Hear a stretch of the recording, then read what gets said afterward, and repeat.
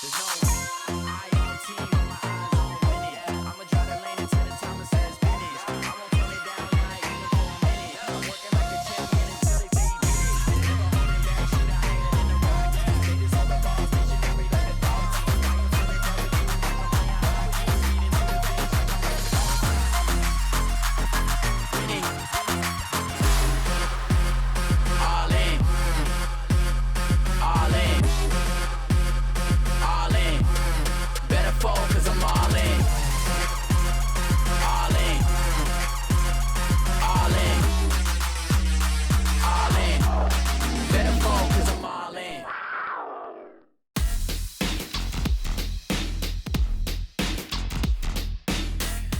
Hello, everyone, and welcome to Sports Den Quarantine Boys Hockey Edition. We're here with you once again, breaking down another sport. I'm Kenton. We have Ricky. How you doing? Hockey is my favorite sport today. And we have JW. Hockey was my favorite sport yesterday. No, I like it today. We got it covered, though. Yeah, and for anybody that likes hockey, particularly our teams, you're going to like this show, hopefully. So, alphabetical order, we will start with JW and the Blaine Bengals. Always got to put that in there. But, yeah, we're dealing with our three teams, and we do love to cover hockey because boys and girls, we always get so much positivity out of those seasons, and the Bengals are always a big part of it. No surprise, they were right there in the heart of things again. This year, a 17-win season for the Bengals. They would come up one game short, but so many good things throughout the year, led by a strong group of seniors that we'll talk about for Coach Chris Carroll that have been a part of a lot of good things in this program over their 3 years in the program, and now culminating this year with a lot of positivity. They only lost back-to-back games one time all season. They were pretty dominant, beating Maple Grove twice in the regular season, a lot of big-time top 10 matchups, and that rolled them strong into the postseason in Section 5 as a contender to try and go in and knock off Maple Grove, and, well, that's where we'll pick up their season.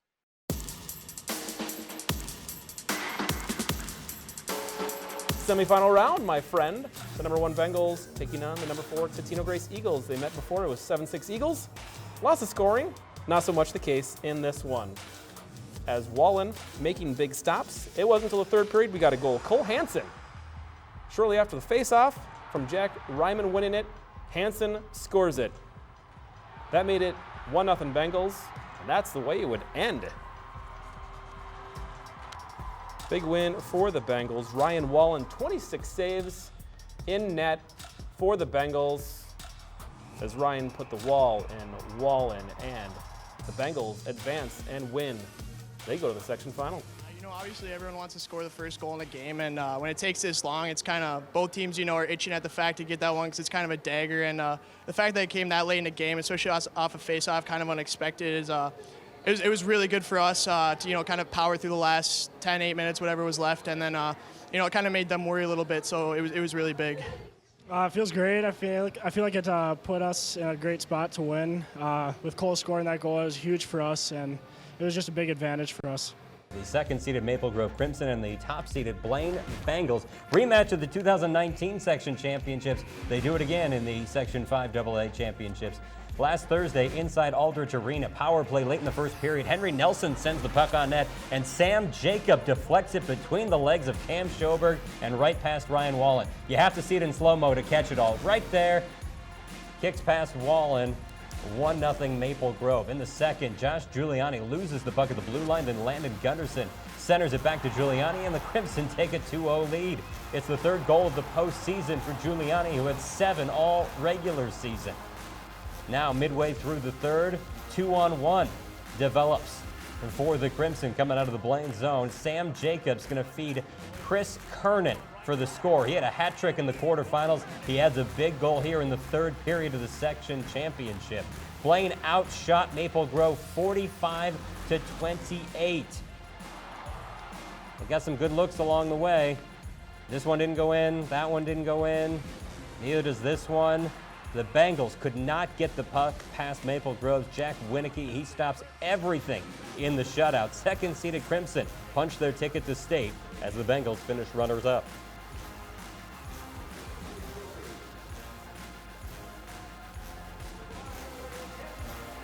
Oh, 3-year hiatus, but Maple Grove going back to the state tournament. Well, obviously, the run for the Bengals coming up that one game short, and the surprising part that they just didn't have enough offense to work through past Maple Grove, getting shut out in that game. The 1-0 win to squeak by Centennial Grace. It almost ended a game before that they needed the heroics late, as you saw there. But what they didn't lack throughout the regular season was offense from Carson Rickles in particular, the guy who's headed to the University of New Hampshire and a Mr. Hockey finalist this season for the Bengals. Just the things he was able to do, guys, on the ice. There were so many potential scorers for this Bengals team all year long on all 3, even 4 lines at times. But Rickles, they would go as he would, because he could really spark them in their big games when they put up big numbers of goal scoring and big numbers of offense. And he was the guy that made that engine go, and it was fun to watch a senior season from Carson Rickles, a culmination of a great high school career and more good things to come, no doubt, from him. Yeah, and right there you lead into another senior, Cole Hansen. As Rickles went this season, Cole Hansen went as well. He was second on the team in goals. He was first in assists and first in points. So, Rickles, unreal slap shot, and he had all the highlights. But Cole Hansen, you can't forget about him, another solid senior. And it wasn't just his senior year that was good. His junior year, 40 assists, 57 points, 17 goals, incredible there. And that was the team that went to third place when they had Brodzinski on the team. Very good year. He had 4 goals in the state tournament that year. So this was a kid from after a huge junior season, had a really big senior year, scoring 1 more point, and he was huge and is part of some of the bigger moments this season, Kenton. Yeah, and one of those big moments involved both Rickles and Hansen. Big parts of that as the Bengals, one of their big rivals, the Centennial Cougars, they lost to them in the opening ceremony of the new Centennial Sports Arena. The Cougars won that one. Bengals on their home ice at Fogarty looked to avenge that, but they were down for most of this game. It's a cat fight, cat clash. Fogarty Arena, the Blaine Bengals hosting the Centennial Cougars. In the first period, goals commence. Cole Hansen, power play, assist to Jack Ryman and Hunter Hansen. Centennial's turn on the power play. AJ Carls from no angle. Are you kidding me? From the goal line extended. I don't know how he did it, but he did it. AJ Carls from his brother Tommy Carls and AJ Lemire. In the second period, Owen Van Tassel. He scores his goals against Bengals. Very sneaky. James Novotny and Max Marshall on the assist. 2-1 Cougars, and then it's more Carls. People what they want. The Carls brothers, AJ and Tommy. Sure enough, AJ Carls from brother Tommy. 3-1 Cougars into the third period. Cougars think they extend the lead with a goal from O'Hara, but in front was Pearson, and they said it was goalie interference. Take away the goal, still 3-1. Shortly thereafter, Finn Loftus, the wrister from Cole Hansen and Carson Rickles at 3-2. There's life for the Bengals late in the third period. Empty net, extra attacker on.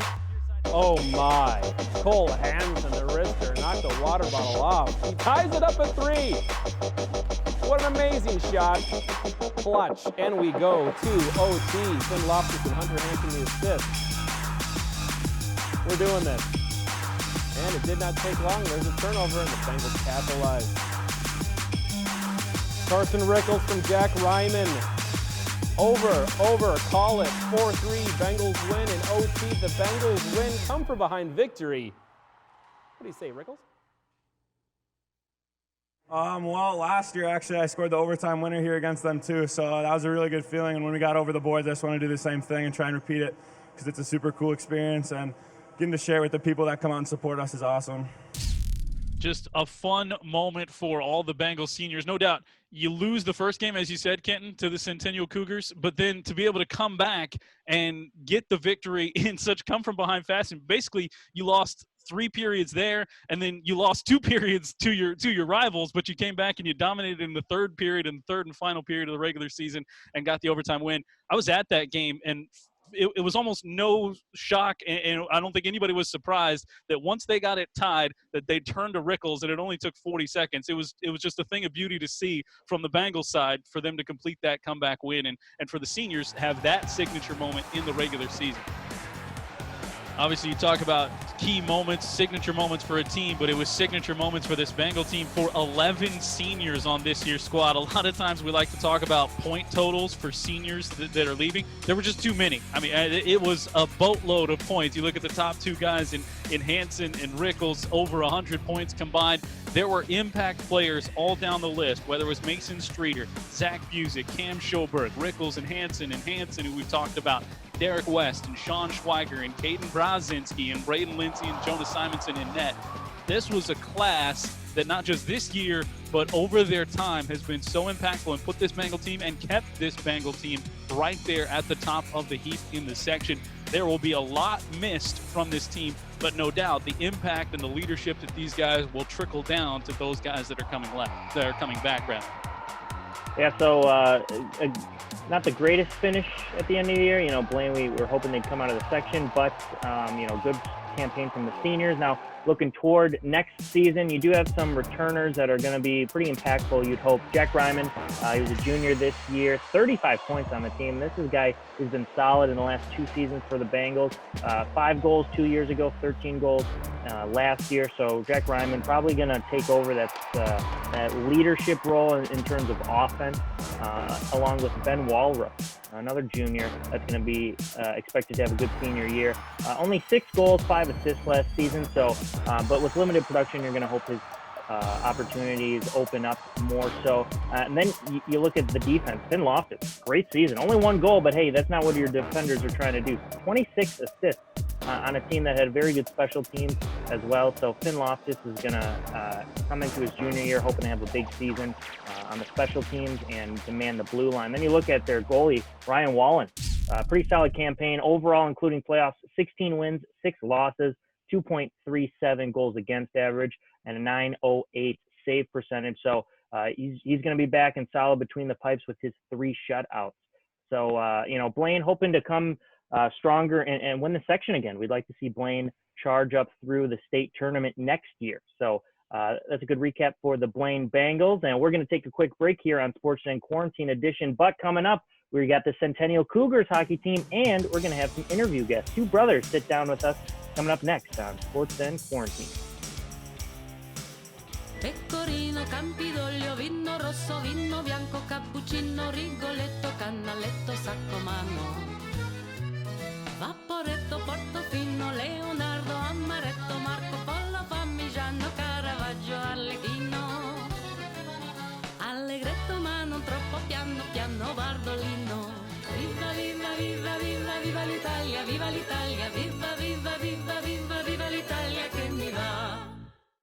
Back in with our Sports Den Quarantine Edition. This is boys hockey that we're rolling through. We went through the Blaine Bengals, now the Centennial Cougars.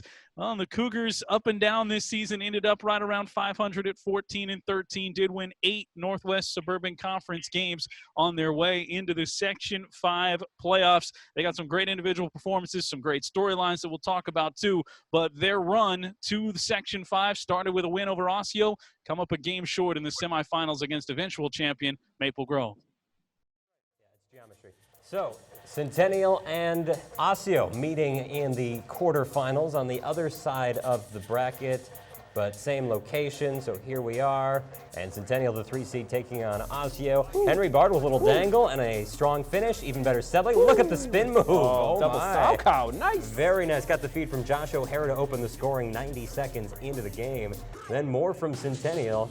Well, more Bartle. Let's just watch it over let's do that and again. over I could again. have watched that spin all day. This is a different play. Bartle's got it. He's going to give it to Pearson. Pearson finishes it off. Nice play in transition for the Centennial Cougars.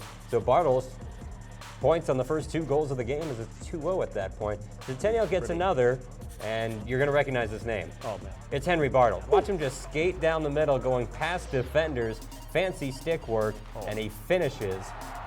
It's a 3-0 game at that point. Centennial in front. Pretty. And Centennial would get one more. It was a big one for Bartle. He's standing out front, he's waiting, wide open net, and he finishes the hat trick for Henry Bartle in the quarterfinals in a 5-1 win. Raining hats. So Cougars get themselves a 5-1 win. They advance to the semifinals, just like Blaine did. Would they move on to the championship? Now they've got to take on a very strong Maple Grove team. Came in with an 18-8 record compared to the Cougars' 14-12. Centennial, like they did in the quarterfinals, they struck first. The puck left back for A.J. Carls, and he scores to make it 1-0 about 4 minutes into the game. Maple Grove answered back 7 minutes later. Nice pass across, finished by Chris Kernan. So there's a little action in the corner there. Things got physical down there. So we go the other direction. Maple Grove with the puck. Kernan nearly scores. Oakland does. He's waiting on the doorstep to tap that home over the goal line and make it a 2-1 game. Maple Grove taking their first lead. I don't Remember think that you can physical punch. play Oh. to start it? Yeah, just a couple punches to the face, and now Maple Grove will go on transition, leaving that guy behind. No scoring in the second period, so let's jump ahead to the third, where it's all Kernan. Chris Kernan scores about 45 seconds in. Kernan had the hat trick for him on the night, plus an assist. Big win for Maple Grove. Certainly some fun there in the playoffs. It seemed like maybe they had the upset mind going in that semifinal game, rather, as you saw, getting that first goal against Maple Grove, but getting outscored 4-0 after that. A lot of solid performances all regular season long, Rick Palermo, and it started with a guy who's just in his junior season this year and is going to come back and hopefully lead this team to even greater heights next year. Yeah, that junior is going to be Henry Bartle. He had a very solid campaign, second on the team in scoring with 38 points, 21 goals in 27 games. Very impressive for the junior. So, as we graduate some seniors from Centennial, they're going to be asking Henry Bartle to light the lamps next year, and he did so a lot on the special teams department this season, scoring 11 power play goals. So that's a department where Centennial could have improved on this season. So we'll look for Henry Bartle to be that mainstay on the power play opportunity, and he really built on a solid sophomore campaign as well. In 23 games, he's had 26 points. So this is a guy that's continued his growth from sophomore year into junior year. So hopefully it culminates into a solid senior campaign. But, a big storyline this year was the two brothers, the Carls brothers, JW, and they really were a rock for the Centennial team, and that might be changing next year. Well, you'll certainly bring the younger of the two back. You talk about a solid sophomore season that Bartle had a year ago. Well, that was the case certainly for the sophomore A.J. Carls with 40 points and 20 goals and 20 assists. They'll be without his brother Tommy, who put up 34 points on 24 assists this past season. So they'll miss that production, obviously. But that was such a fun line to see, not only be out there and be the storyline that it's two brothers, but also brothers that are producing at a high level consistently. And Kenton not only producing consistently, but the Carls boys, they were involved in a lot of the big key moments for the Centennial Cougars throughout the year. They were involved in a lot of key moments, and new school, new team. Took a little while a few games to get themselves going and kind of where they were going to fit in the team. But once they got in there, it didn't take them too long, able to showcase their talents with more talent around them. And one special moment for them was playing former team of the Coon Rapids Cardinals. It was a new arena at Centennial Sports Arena, and a new team for the Carls brothers as Tommy Carls nets goals, and along with his brother, both getting involved in the scoring.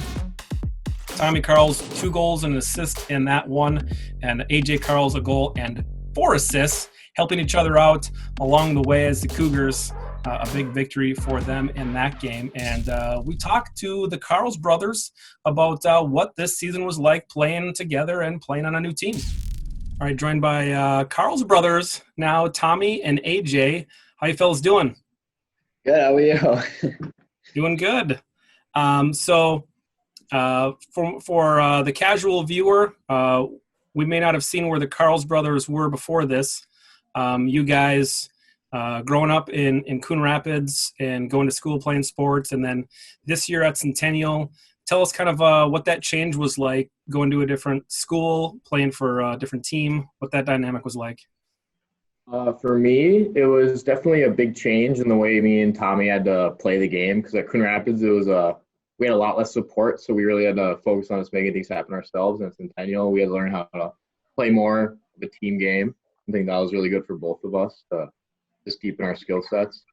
Yeah, and also, a big change too is just coming in and the different type of culture that the team expected from us. Every team has a different rules and what they want during the year. And coming into Centennial, obviously, it's a lot, more strict and a lot more, competitive. And so every day you'd be going in and grinding with the other guys. And overall, it was a great time, and we wouldn't have regretted this at all. Awesome. So speaking of competitive, you guys aren't the only two brothers in the Carls family. Mm-hmm. Why don't you guys run us through the list of your brothers? Yeah, so I'm the oldest, and then I got AJ, and then we got Brock, Nick, and Ike, and it's 2 years separate from everybody, so it's pretty crazy around here at times. Everybody play hockey? Yeah, everyone plays hockey. It's a little for the spring. We got 2 baseball players and 3 lacrosse players. It's hockey all year round. It's go here. My parents are crazy for even being able to do it, but it's been a fun experience, that's for sure. So during quarantine, do you guys just have like a mad shinny game going on every night, or what's going on? Yeah, we've had a couple hockey games going on lately. We've been really into spike ball. That's the big thing that everyone's been getting going into. So, but it gets pretty competitive. We no one likes losing in this house. So if the younger kids are losing, we'll have probably a couple tears falling, or if the older guys are losing, there might be a couple punches thrown. But other than that, it's been pretty good. Love to hear the dynamic with the brothers. That's got to be a lot of fun and a weird time that you guys can really just hang out together. And right. Yeah, so you said how competitive you guys are. AJ, you led the team in goals with 20, and then Tommy led the team in assists with 24. So talk about playing together and what the experience was like and how competitive you guys are during practices. You got it. Whenever I'm on the ice with my brother, he definitely pushes me a lot harder than I'm on the ice with anybody else because, obviously I want to be better than him. That's the main goal always. So when having him on the ice during practice definitely pushes me to be the best that I can be, and I think I push him to be his best. Overall, I think this, we play a really similar game. We see the ice in a really similar way, I think, just from playing with each other all these years. But there's, times where we don't even really have to say anything or even look at each other. We just kind of feel where we're at, and it's nice to, have that kind of thing, especially when it comes to the competitive side, when, we're going up against each other. We hate going up against each other. That's the thing is, because obviously we know each other so well. I can, if we have a little scrum in a corner, I'll know exactly what he's going to do before he even does it. So he gets all pissed off about it. And, in practice, there's always times like that. And I'm sure if you ask any of our teammates, we back and forth on the bench all the time just because of how competitive we are. But at the end of the day, we're always happy to be with each other. We love playing with each other. That's exactly how we want it to be.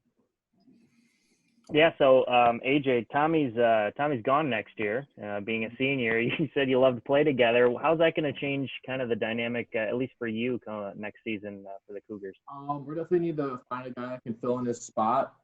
There's not going to be anybody who can fill it, what he put there, but hopefully find somebody who is a close second. And now that I played with my center, Connor Thompson, for a whole year, I think we'll be able to start off the year a lot hotter and not have any slumps during the year. So I'm excited. And then my younger brother is going to be a sophomore next year, so I'm hoping he's going to make the varsity roster because he could fill in that spot. All right, just keep them churning. So you guys this year playing together, obviously chemistry, playing on the same line. You guys had some big plays together, some big moments. Each one of you tell me what your favorite moment of the season was.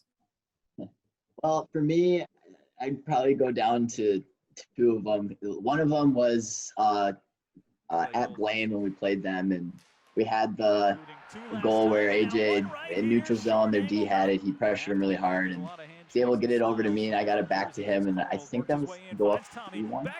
I'm not sure, but the crowd was going crazy, and obviously the Centennial versus Blaine, I've never experienced something like that. It was so crazy to see how many people are so into it, and it was super cool. And to score that goal, just the brother sort of connection that we have, it was really fun. So that was probably mine.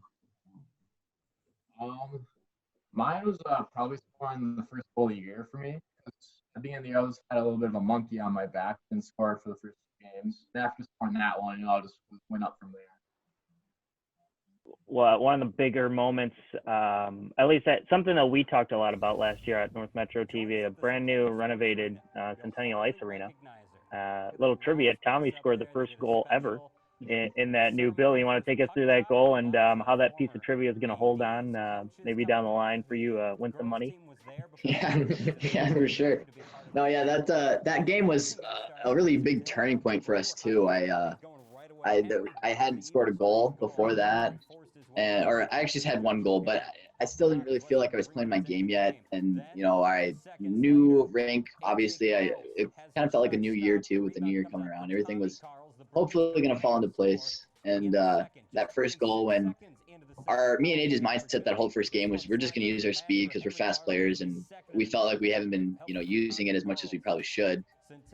So that first goal, AJ went wide with all this speed, and I was just sitting in front, went off my skate accidentally and slid in, and it was a great game. And that first goal obviously was a pretty big deal. I still got a puck from it too, so it was pretty cool to be able to have something that no one else can get. I mean, it's pretty special. So.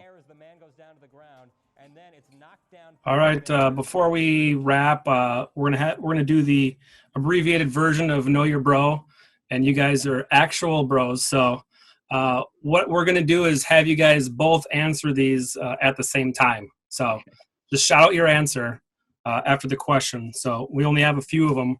So this is the abbreviated version. All right. So middle names of your brother. Just shout out the brother's middle name. Joseph. Did AJ say it? I didn't hear it. Yeah, I said it. Yeah, Alon. We got it right. We got it right. Favorite movie? Star Wars. Gilmore. All right. Video game. Call of Duty. All right. Favorite spot to eat or hang out? Chipotle. Dang it. We didn't get that one. Most annoying thing about your brother? Thinks he's better than me. All right. And finally, favorite thing about your brother? Good. Probably he's my best friend too. I think that's what it is. Yeah, he's my best friend. Oh, that's sweet. And on a positive note, I like it. Nice. Wait till quarantine's over, then you'll have to answer that question. Right. We'll check in on you guys in a month or two. Hopefully. That sounds good. We'll give you updates. All right. Well, thanks, fellas. Appreciate you guys coming on the show. Good luck to you guys staying at home, and hopefully school and hockey and everything else next year. So thanks again. Yeah, thank you guys. Really appreciate it. Oh, crazy having all those boys in the house during quarantine. Just a lot of fun. Big props to their parents for keeping the roof over the house. Yeah. But you heard them listening. You listened to them talk about just the new arena and all the big moments that they had. Tommy scoring the first goal in the new arena, and then they also talked about when they beat Blaine, a big rivalry matchup, and what the Carls brothers kind of understood finally about that rivalry. So let's take you back to January 4th when Centennial took down Blaine.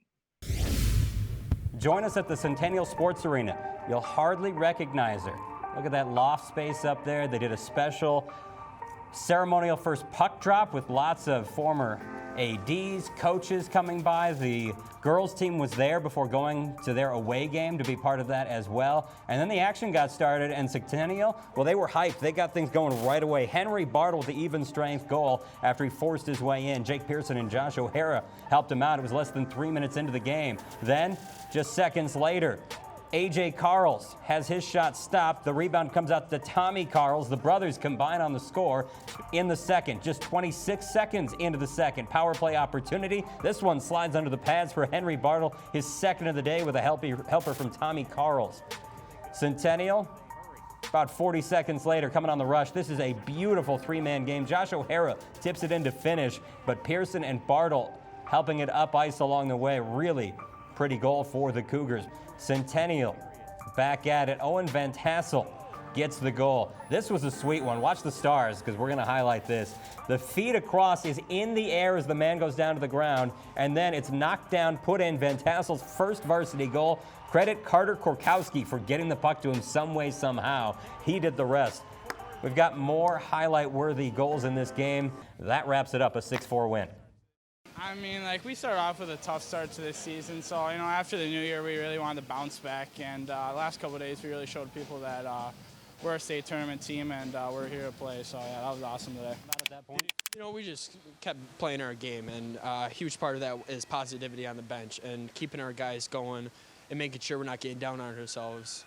And it was big bouncing back after they scored 2 quick goals like that. You were part of the bounce back, scoring a pair of goals yourself here today. Take me through the second one. You practice backing in like that and flipping it up a lot? Yeah, on my rink, you know, I practice a lot of shelving it up close. And, yeah, Jake Pearson chipped it past 2 of their D with a great pass. I just chipped it over the goalie, so. After that goal, I saw you pointing to the stands. Anyone in particular? I just got a bunch of friends in there, so just making sure they watch. An outstanding moment for the Centennial Cougars, taking down their rivals. And a big part of their success last year came from their senior class, big senior class that Centennial will be missing this year. And when you look at those seniors, you got to start with their captain, Josh O'Hara. This is a guy who has come up the ranks for Centennial. He had the C on his chest this year, 22 points in 27 games, lit the lamp 12 times. So he was a guy that you could rely on late in games, and he provided you depth in the forward position. And so Josh O'Hara will be missed, the captain. Now you look at another captain, Jake Pearson. Here's a guy who had 15 points this season, a leader on and off the ice. Jake Pearson played in all 27 games for Centennial. And this is a guy who had 3 years varsity for Centennial. So Jake Pearson was the guy that you could rely on, and it culminated into a very big senior campaign. And you look at a couple other seniors, Sam Munson and Max Marshall. Sam, the defender, played in 26 of the 27 games this year, and same with Max Marshall. He lit the lamp 3 times in his senior campaign. So a lot of guys departing from this season, JW, but they still have some positives moving forward next year. Yeah, and to look at some of those positives, we already mentioned that you've got Carls and Bartle coming back. I think they're going to have some good top-end scoring and obviously some guys to take steps forward to give them some depth. But you look on the defensive side, and a guy in A.J. Lemaire, who coaches told me all year, he was the defensive rock. They had a lot of guys back there that maybe don't put up defensive scoring numbers like you might see from the Blaine Bengals, but guys that brought physicality, brought some toughness, and brought the type of defense that they want to play in the Northwest Suburban Conference to make sure they don't just get run over. But there will be guys that can make impacts all up and down this lineup. Leo Troji coming back in net. We saw Leo Troji have so many good games as well, and there'll be some guys that can step into that scoring role. So there is a lot ahead for the Cougars next year to be right back into it. There's by no means a lost season. Going 500, going to the semifinals, losing to the eventual section champ. So some good things to build on for those guys coming back. We, coming back, will build our way towards the final hockey team on the boys' side this year, and that would be the Spring Lake Park Panthers. Come on back to another edition of Sports Den Quarantine Edition, and we'll be back to talk about the Spring Lake Park Panthers boys hockey after this.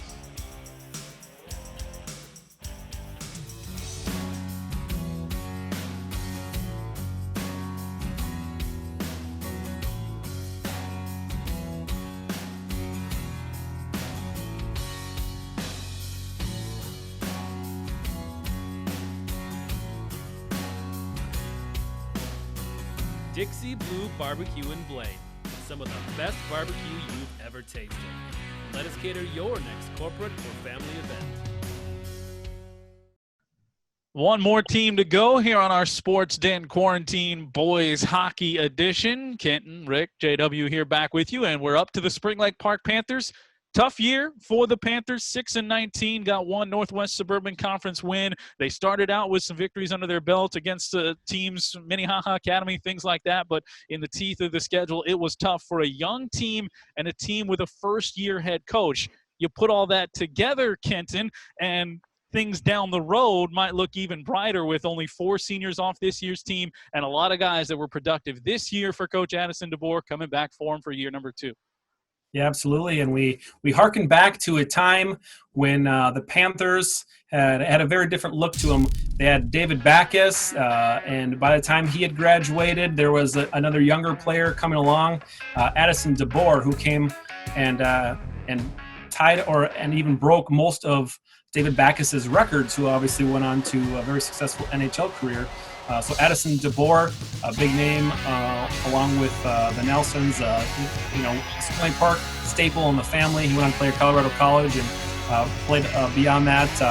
Wasn't the Lardo team in Texas, but was Laredo, as Ricky now knows. So Addison coming back. So it's exciting that, not a lot of seniors. They got a lot of kids returning. So putting a new system in place will take a little bit of time, and we look for some good things. And they do have a couple players that showed themselves this year that we can expect to see good things from in the future. Yeah, and that first guy you got to look at when you look at returning stars for Spring Lake Park is Jacob Fritz. In his junior season, led the team in points with 39, lit the lamp 17 times, and he scored 4 power play goals. So that's something that Addison DeBoer is going to have to look towards for next season when he's looking for scoring as part of the top line. And there's another junior, JW, that is going to be leaned on next year as well.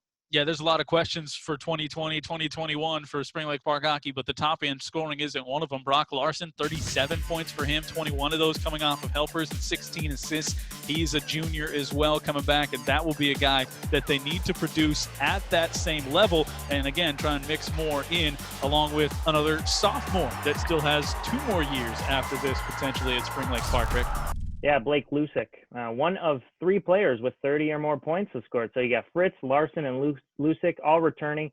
So 35 points for Lusick, 18 goals, led the team in scoring, lighting the lamp, I should say, 17 assists to go along with that. So you got 3 big guys that you could really build on. You'll see if you're going to put them all on the same line together. We'll see what DeBoer does. Maybe he mixes them up, changes things around. But hopefully they're going to have some moments next year, Kenton, that they can reflect upon, just like there was a big moment this year. Yeah, and their big moment came against the Coon Rapids Cardinals, and they were able to pull out the victory. The Panthers taking on the Cardinals up the ice. Backhand shot, rebound, and Brock Larson getting the tying goal. Love the little air guitar. You could always use more of that. Coon Rapids not allowing this one to be tied for long. Jake Curry gets the shot from range. We head to the second. A turnaround shot we're going to see here momentarily. Putting this one into the net, though. We get that rebound. Brock Larson. SLP with the last goal of the day, the Houdini shot, but the ricochet puts it in the back of the net. And we see the Panthers winning this one. So a win for the Panthers, and so only graduating 2 seniors this year, James Ross and Sam Crutchen. But JW, a lot of players coming back in this program for a second year. Yeah, you like when you mentioned the top scorers, and they're all coming back. So that's going to help Addison DeBoer with Fritz, Larson, and Lewitt coming back, but also guys that can potentially fill into role player positions or guys that can step forward, like Ben Wackman, who we saw play a lot of minutes, and he now knows what it's going to take at the Northwest Suburban Conference level to go and be an impact player for the Panthers. Wyatt Noble, another guy that can step into that, and Dylan Sonmore, who we talked about, could be a scoring option as well, and just an all-around pool of guys that, if everything stays numbers-wise, and that's been the fight for Spring Lake Park over the last few years, bring those guys back in, keep the program moving forward, and it's exciting time. Sure, it was a tough season with just 6 wins, but I think when you look at everybody coming back, there should be some excitement to continue to try and build this program behind one of their own and Coach DeBoer and see where they can go competing in the Northwest Suburban in Section 5. Absolutely. And that'll pretty much wrap it up for us for Sports in Quarantine Boys Hockey Edition. We do have classics airing. And speaking of DeBoer, we got to make one of those games a classic. I'm thinking that's a Tina Grace game. So we should classicize that. But that's a word, and I think that is. So if you have suggestions of games you want to classicize, sports@northmetrotv.com, and we'll get super classy with it. That sounds like an exercise I need to be doing during quarantine. Classercise. Oh, yeah. It's great on the core, and that's what you want to work on. Yeah. All right. So thank you, Carl's Brothers. Thank you, JW and Ricky Pimo. And next week, girls hockey. So stay inside your den and support your teams. Go Bengals. Go Panthers. Go Cougars.